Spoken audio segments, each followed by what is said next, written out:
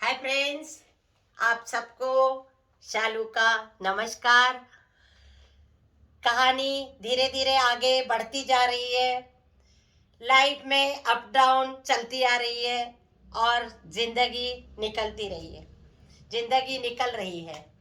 तो बेंगलोर में मैंने कल आपको बताया था कि दोनों भाई चले गए फ्लाइट से और फिर वहाँ भाई को मिलने चले गए, क्योंकि भाई जो है बड़े भाई बहुत ही सीरियस थे, आईसीयू में थे। तो भाइयों में जो प्यार था वो इतना ज़्यादा था कि लोग ही कुछ कहते थे कि राम, लक्ष्मण और भरत जैसे ये तीनों भाई जो है आपस में बहुत ही मतलब क्लोज है। बहुत एक अलग रिश्ता है और आज्ञाकारी, मतलब जैसे एक दूसरे की बात को नहीं टालते थे। कुछ भी बड़े भाई ने बोल दिया तो वो छोटे भाई ने जरूर करना है। तो इस तरह से आपस में उनकी अंडरस्टैंडिंग थी। तो जब चले गए तो उधर जब सीरियस थे, फिर इन दोनों की हालत खराब हो गई और फिर वो वहीं पे थोड़े दिन रहे हॉस्पिटल। मतलब हमारा घर तो था ही उधर, जेठानी उनके बच्चे सब बेंगलोर में थे, तो हॉस्पिटल में आना जाना चल रहा था। तो भाई की सेवा में दोनों कभी वो चले जाते थे तो ये घर में रहते थे, ये चले जाते थे वो घर में रहते थे, क्योंकि आईसीयू में ऐसे ही होता है। तो फिर कभी दोनों मिलने चले जाते थे और फिर काफ़ी देर तक बात करते थे। शायद उनको पता चल रहा था कि हमारे बड़े भाई अब नहीं नहीं रहेंगे, तो यही जो समय है उनके साथ हमने बिताना है, उनके साथ रहना है, बातें करनी है, पुरानी बातें, और उनको हंसाना, थोड़ा दिल लगाना, और बाहर आके फिर रोना। उनके सामने बिल्कुल शो ऑफ नहीं करते थे। उन पुरानी पुरानी बातें लेकर उनके सामने डिस्कशन वगैरह करते थे और बाहर आके रोते थे कि मेरे बड़े भाई अन्ना, दोड अन्ना बोलते थे। दोड मतलब बड़े, अन्ना मतलब भाई। अन्ना को रिस्पेक्ट से अन्ना बोलते थे। तो दोड अन्ना अभी नहीं रहेंगे, तो अब क्या, मतलब दोनों भाइयों को बहुत ही फील हो रहा था। उसके बाद कुछ दिन बीत गए, प्रॉब्लम और सीरियस होती गई।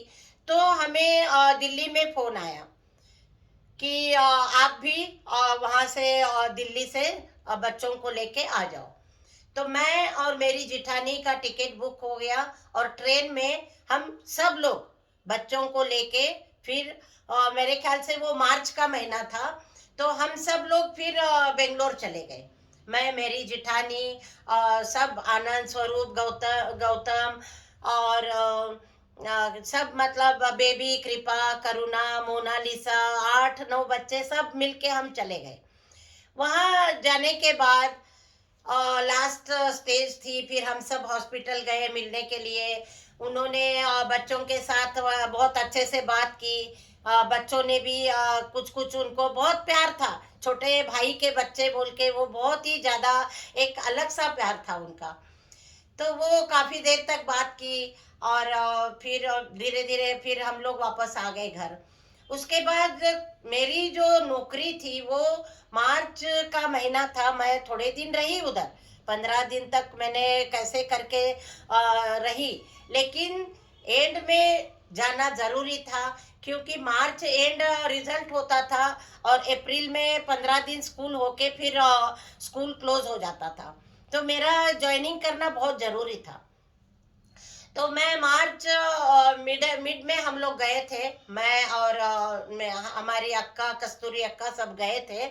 और फिर मार्च एंड में ऐसा हो गया कि मेरे स्कूल के लिए, और बच्चों का भी स्कूल था, रिजल्ट भी था, तो सब लोग आने का सोच रहे थे। लेकिन आने आते आते उन्होंने कहा कि नहीं, मतलब कस्तूरी इधर ही रहने दो और शालू को जाने दो, उसका स्कूल है, उसको जाने दो। तो फिर बच्चों को लेके मैं निकली। तो मेरी जेठानी ने कहा कि शालू, यहाँ बच्चों की बहुत प्रॉब्लम हो रही है, खाना पीना और सोना सब बहुत थोड़ी दिक्कत हो रही है, मेंटली पीस भी नहीं है हम लोगों को। तो तुम ऐसे करो कि सब बच्चों को लेके, सारे 8 बच्चों को लेके तुम दिल्ली चले जाओ। तो फिर मेरे को लगा घर में कोई है नहीं, और मैं जमुना पार इतनी दूर मेरी सर्विस। तो मैं मेरी जिठानी को कहा कि कृपा करुणा दोनों छोटी है, वो तुम अपने साथ रख लो, और बाकी 6 बच्चों को लेके मैं दिल्ली चली जाऊंगी। तो उनको भी ठीक लगा, क्योंकि वो दोनों काफी छोटी थी। थर्ड में या थर्ड में थी करुणा, थर्ड स्टैंडर्ड में, और कृपा जो है वो फोर्थ में थी। तो दोनों का ज्यादा डिफरेंस नहीं था। तो ऐसे ही उन दोनों को छोड़ के मैं फिर सब बच्चों को लेके मैं दिल्ली चली गई।